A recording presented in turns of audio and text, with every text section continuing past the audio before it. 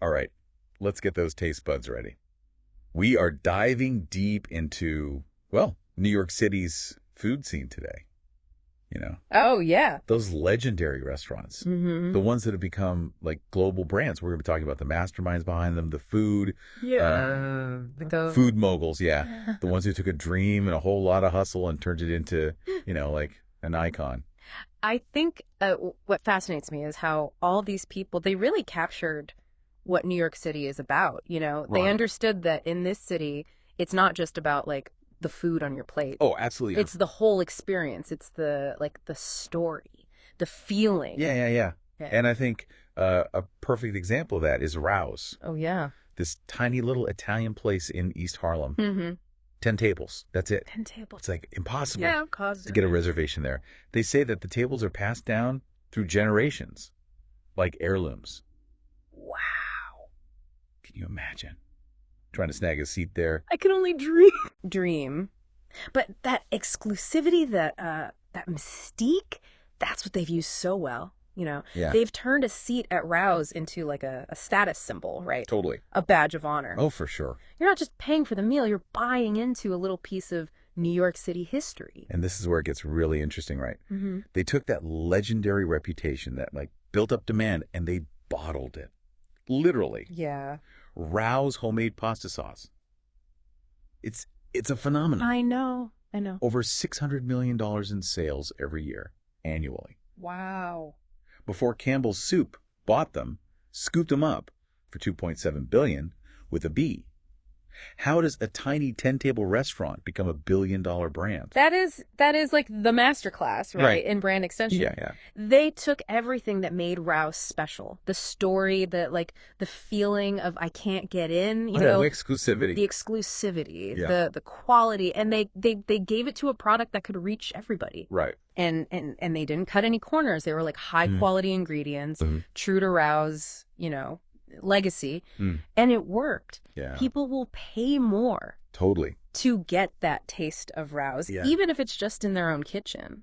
It makes you wonder, could any restaurant do that? Yeah. Is it just about exclusivity, or was it like perfect timing, a really good marketing strategy, and then that Rouse magic? That is a great question, and I think it shows how hard it is, right? To build a food brand, a successful one. In New York especially. In a city like New York, you need more than just good food. You need a story. You need that it factor. Yeah. And you need to know like who you're trying to reach. Who are your people? Well, speaking of knowing your audience, let's move on to another New York City icon that's kind of built an empire on a different kind of experience. Carbone? Yeah. This is old school Italian glamour. Yes. Tuxedo waiters, dim lights, and lots of celebrity sightings. The founders, Mario Carbone, Rich Teresi, and Jeff Selaznick, I mean, they were so deliberate in creating this like luxurious, almost theatrical show. dining experience. They got it, Yeah.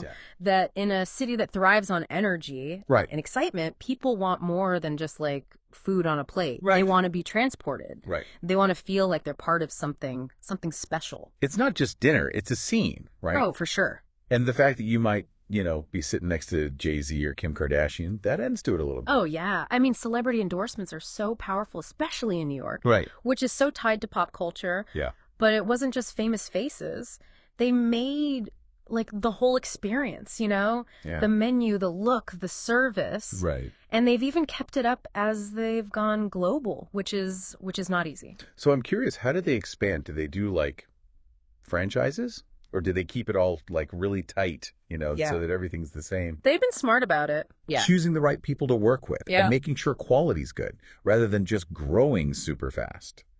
Each Carbone, it's meant to feel like a club, like an exclusive club, Yeah. even if it's in a totally different country. So we've seen Rouse with exclusivity, Carbone with like a curated experience. All right. But let's talk about a brand that's different, one built on tradition and adapting. Okay. Russ Daughters. Yes. A New York institution since 1914. They started as a little push cart on the Lower East Side selling smoked fish and stuff. And it's amazing, right? They've made it for over 100 years. Wars, depressions, all these food trends changing. It shows how good they are at adapting, but still keeping their their values. I think what's cool is they knew that women were important, like way back when. I mean, adding daughters to the name in 1914, that was bold. It was a statement for sure. Yeah. It recognized how important women were in the business and in the whole community. And they've kept doing that, championing that, Throughout their history. And they're not like stuck in the past. They've changed with the times. Mm-hmm. New cafes. They even have a spot in the Jewish Museum. They do nationwide shipping now.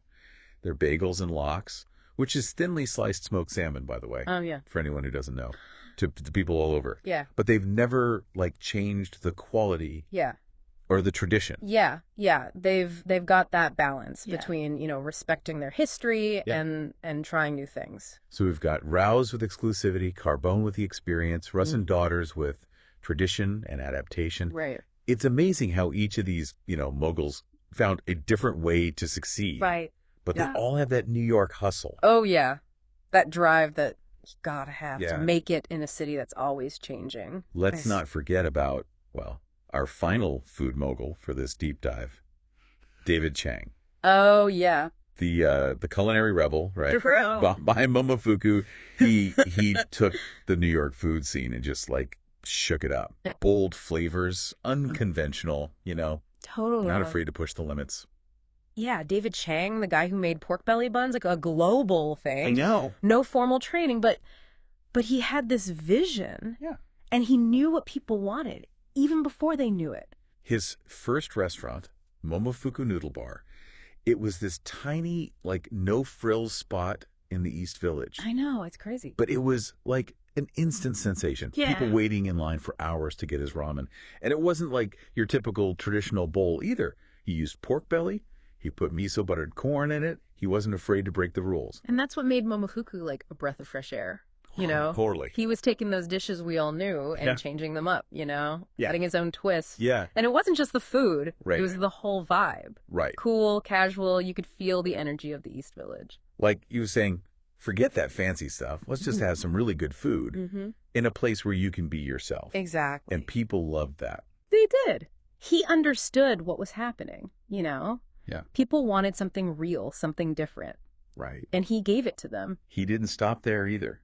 He expanded Momofuku into a whole empire. I know. Restaurants, each one with its own, unique concept. Yeah. Products, cookbooks, even a Netflix show, Ugly Delicious. He got it. He knew that. Like, a brand today isn't just one restaurant. It's you got to create a whole experience, connect with people in different ways, and always push the limits. He's a true entrepreneur. He is. And his story, it just shows how a unique vision and being okay with taking risks can lead to incredible success, especially in a city like New York. Where anything is possible. It's pretty inspiring. Yeah, it is. So we've got Rouse, Carbone, Russ and Daughters, and Momofuku. They all did things differently, but they created something special. Something that connects with people. I'm curious, what do you think are some of the key takeaways from these stories? What makes a food brand stand out in a crazy market like New York City?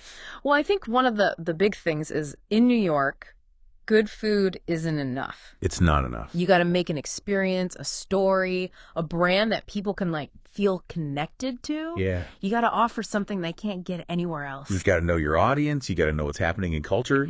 And you got to always be changing to stay ahead. Exactly. And I think another big thing is you got to be real. Oh, yeah.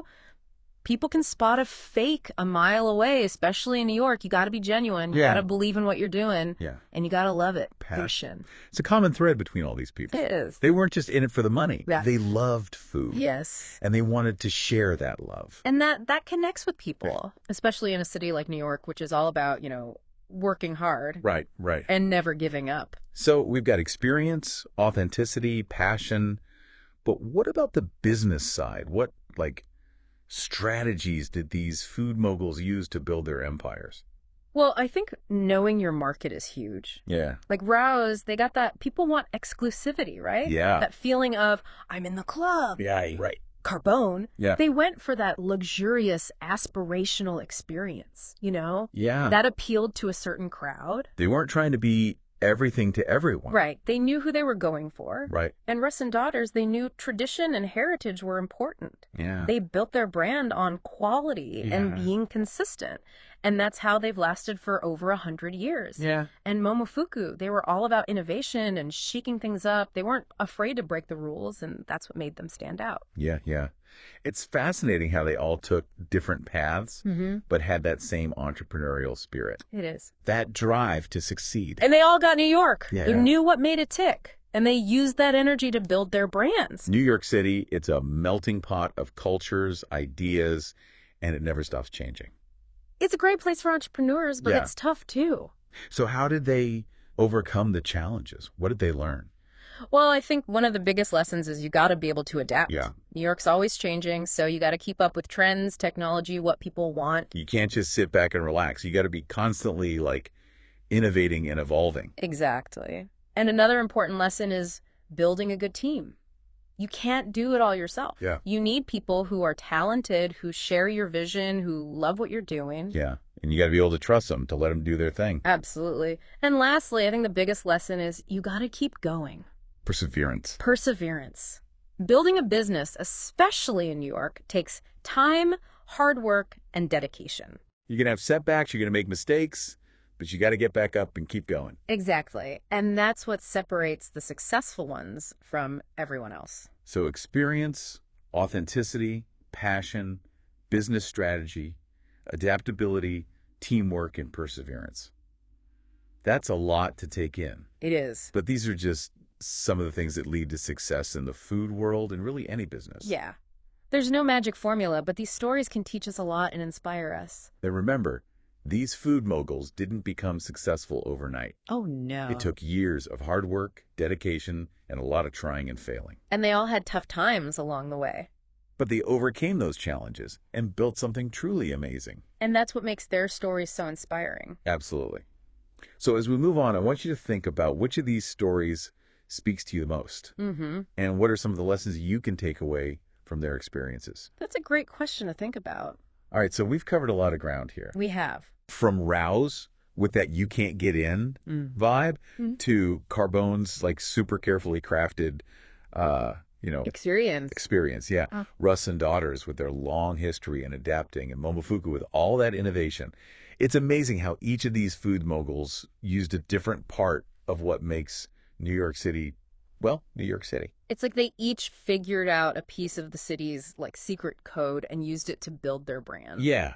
Like Rouse with that old school New York feeling of belonging to an exclusive club. Right. Carbone capturing the city's energy and glamour. Russ and Daughters showing how strong tradition and family can be even when everything's changing. Yeah. And Momofuku, that fearless experimentation, reinvention that New York is known for. That New York is known for. And they all did it with that classic New York hustle. That drive to make it, to really make it. That's what it takes, that vision, that passion, that pure will to succeed.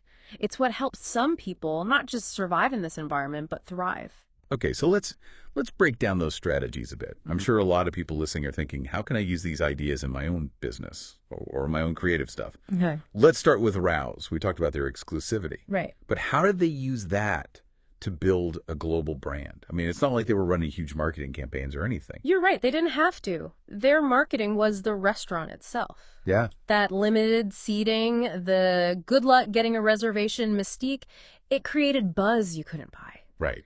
It became a symbol. Yeah. A place where big deals were made, powerful people went. Right. And that's what they put in a jar with their pasta sauce. They weren't just selling a product, they were selling a taste of that experience, a little bit of that Rouse magic. So it's not just about being exclusive, it's about what that exclusivity means.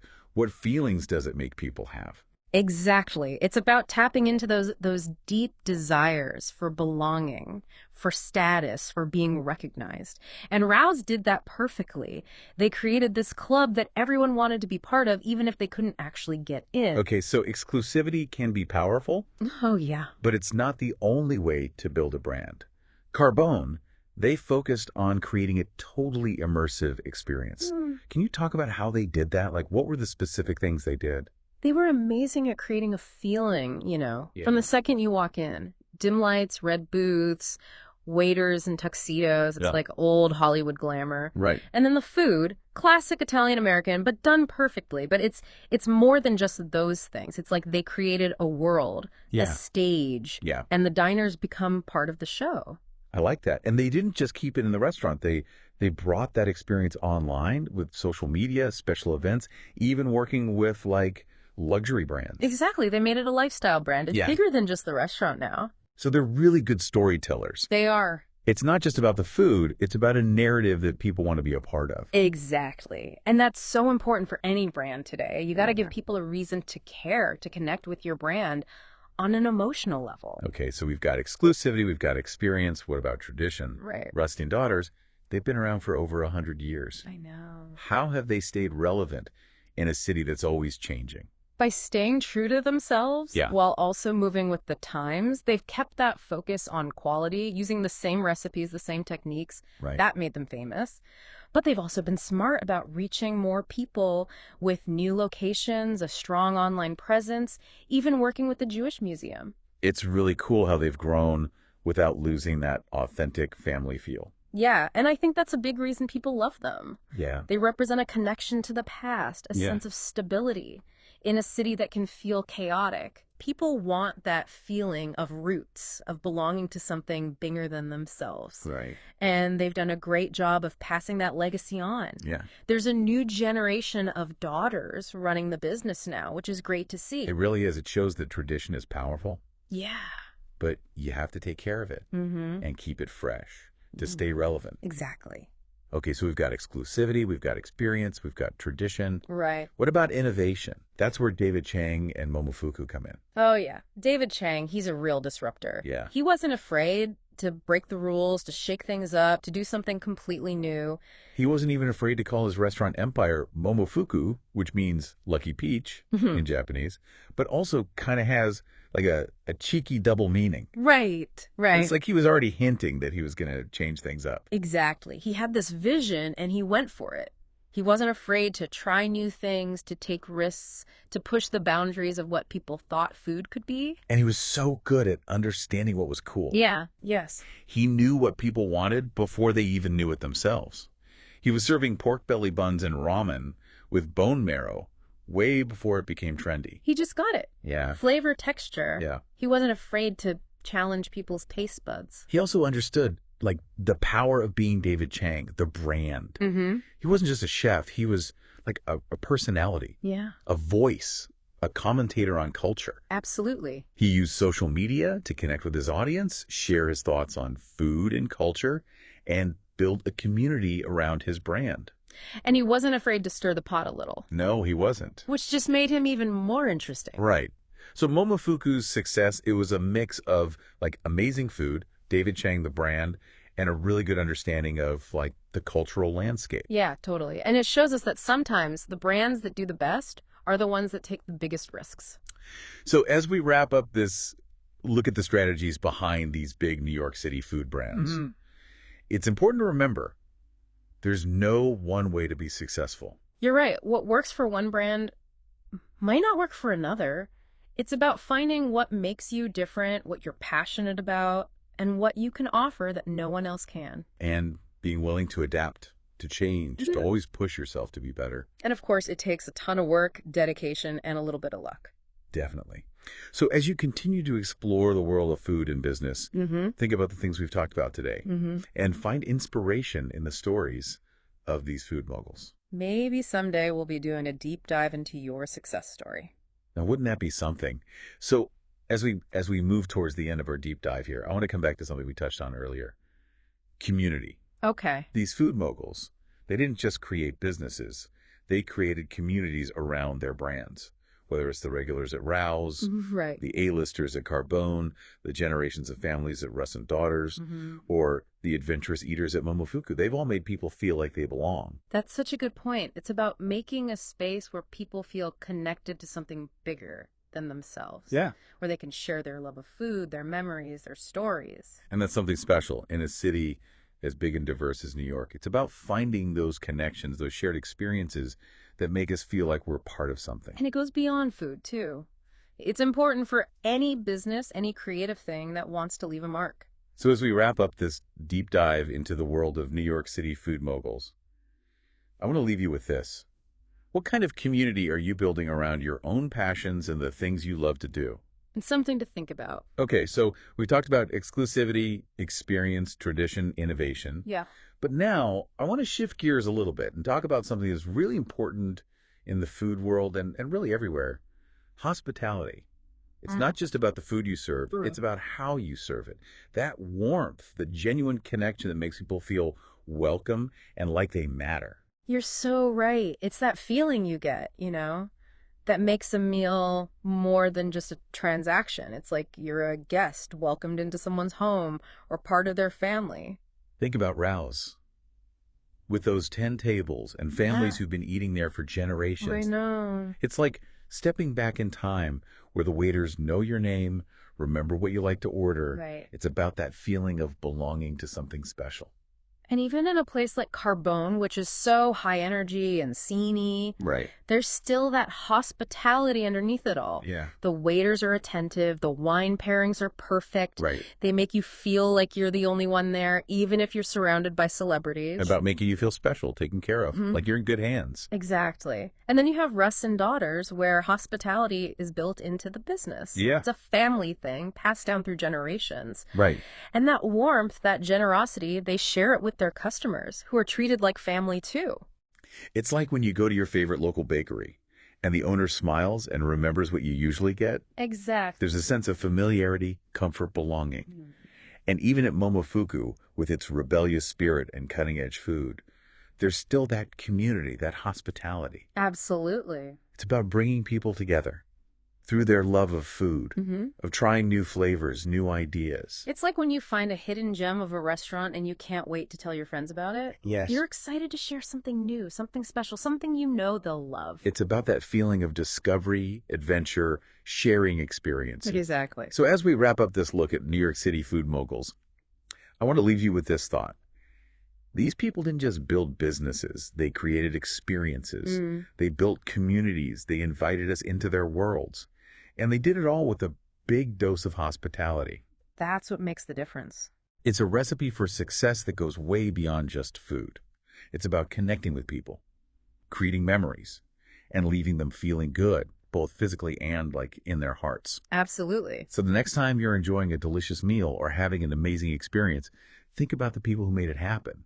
Their passion, their hard work, their hospitality, and hey, who knows, maybe someday we'll be doing a deep dive into your culinary empire. Until then, keep exploring, keep trying new things, and keep those taste buds happy. I love it. All right, so we've covered a lot of ground here, from the allure of exclusivity at Rouse to the carefully crafted experience of Carbone, the century-long legacy of Russ and Daughters, and the boundary-pushing innovation of Momofuku. What's really striking to me is how each of these food moguls tapped into a different aspect of the New York City experience and turned it into a winning formula. It's like they each decoded a different piece of the city's DNA and used it to build their brands Rouse, with that old school New York feeling of belonging to an exclusive club. Carbone capturing the city's energy and glamour, Russ and Daughters representing the enduring power of tradition and family in a constantly changing landscape. Right. And Momofuku, that fearless experimentation and reinvention that New York is so famous for. And they all did it with that signature New York hustle, that relentless drive to make it in a city that demands nothing less. Absolutely. It's that combination of vision, passion, and sheer determination that allows some to not just survive, but thrive in this environment. Okay, so let's dig a little deeper into those strategies, because I'm sure many of our listeners are thinking, how can I apply these principles to my own business or my own creative endeavors? Let's start with Rouse. We asked about their exclusivity, but how did they actually leverage that to build a global brand? It's not like they were running big marketing campaigns or anything. You're right. They didn't need to. Their marketing was built into the very concept of the restaurant. Yeah. That limited seating, that impossible to get a reservation mystique created a buzz that money couldn't buy.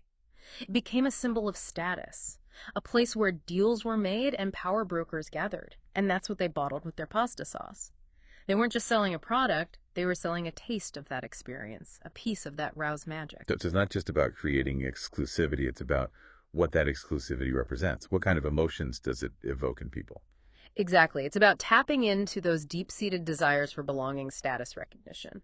And Rouse did that brilliantly by creating a club that everyone wanted to be a part of, even if they couldn't actually get in. Okay, so exclusivity could be a powerful tool, but it's not the only way to build a brand. Carbone took a different approach, focusing on creating a truly immersive experience.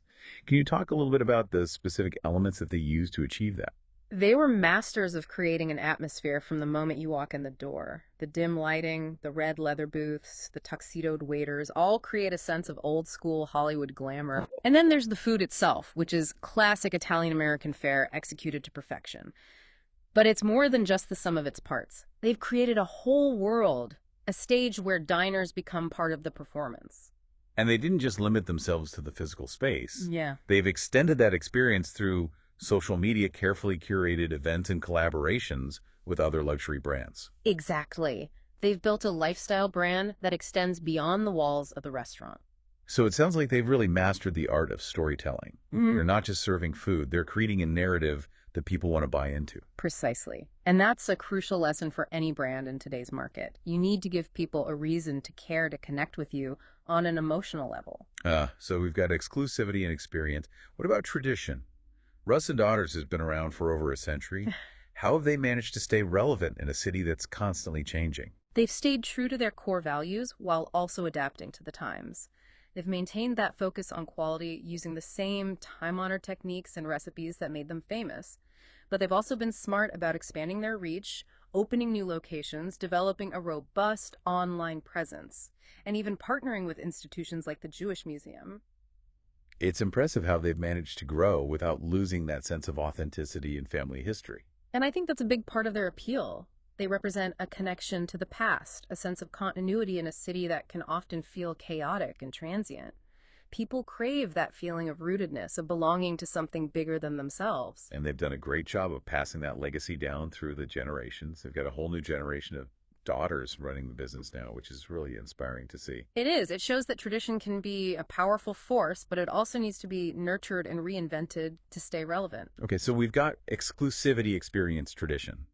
What about innovation? That's where David Chang and Momofuku really come into play. David Chang is a true disruptor.